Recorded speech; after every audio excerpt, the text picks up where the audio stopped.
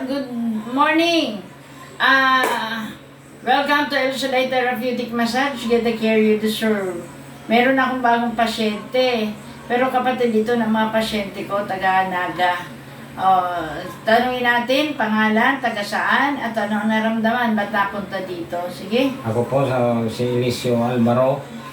Naninira na ako sa Binyang, Malaban. Laguna. Laguna. Sa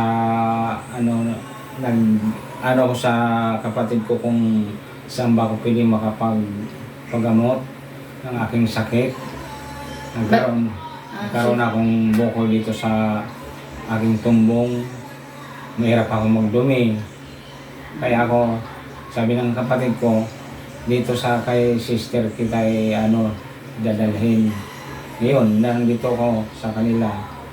Yun, Marilet, ni Ilet, at saka ni Merly. Ni Marilet, kapatid ako ni Marilet sa ni Merle, ni Romy. Romy, mga pasyente ko kasi yun eh. Yun ang kaya ako, papasalamat naman ako na nakapunta ko dito. Yan ang sabi ng doktor sa'yo. Ang sabi sa akin ng doktor, magpa-opera daw ako. Yun. Ngayon ako naman, siyempre wala kaming pera na ipa-opera. Siguro yan, rin ang Panginoon na kung saan ako magpapagamot na yung medyo may sa akin. Pinapasa Diyos ko na lang aking naramdaman. Sana naman gumaling ako. Amen. Amen. Naniniwala ka na sa Diyos walang imposible. Opo.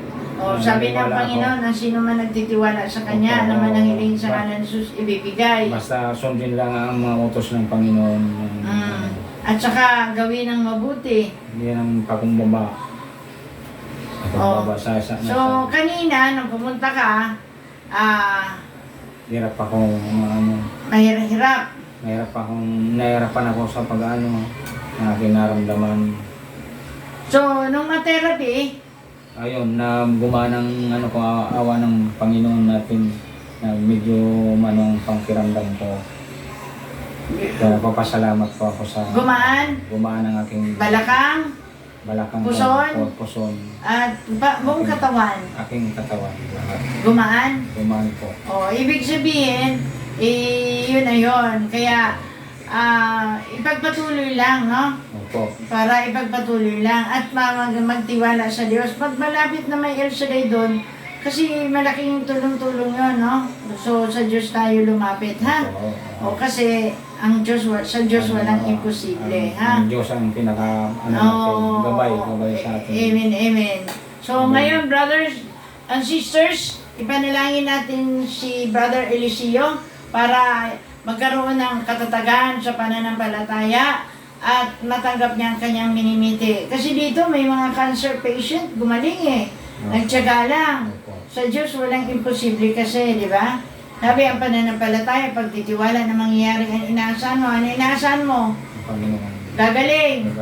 At nagtitiwala sa mga bagay na hindi nakikita. Hindi mo pagganap nakikita, naniniwala ka na, nagtitiwala ka na makakamtan mo ang iyong minimiting kagalingan. Opo. Sige, kailangan pumanatag, magtiwala, at higit sa lahat, maging payapa, ha? Payapa. Okay. O dakilang Diyos, pagpanang may El Shaddai kami nagpupuri at nagpapasalamat o Diyos sa iyong kadakilaan. I-bless mo, Panginoon, o Lord, si Brother Eliseo. Dalangin po namin na patuloy may buo sa kanyang pananampalataya. Sundan ang himala at kabalagan na aming therapy at ang kanyang buhay pag-uwi sa binyan. Samahan mo po siya at pagpalain po ang kanyang mga anak na siya'y tulungan, Panginoon, sa kanyang kalalagayan. Higit sa lahat, ikaw na po ang Panginoon ng bahala. Hipuin ang kanyang mga anak na tulungan ang kanilang magulang. Pagpalain mo, Panginoon, Lord, at bigyan ng kapanatagan, kapayapaan si Brother Eliseo. At sundan ng himala at lahat ng aming sinabi, ang aking sinabi, pag ginawa niya, tsak yun, babalik siya malagaling, malakas, malusog. Sa pangalan ni Jesus, Amen. Amen. Hi guys!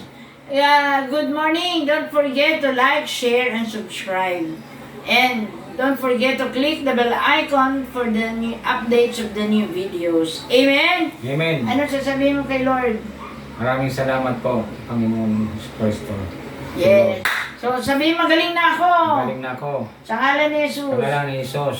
Amen. Amen. Okay, God bless.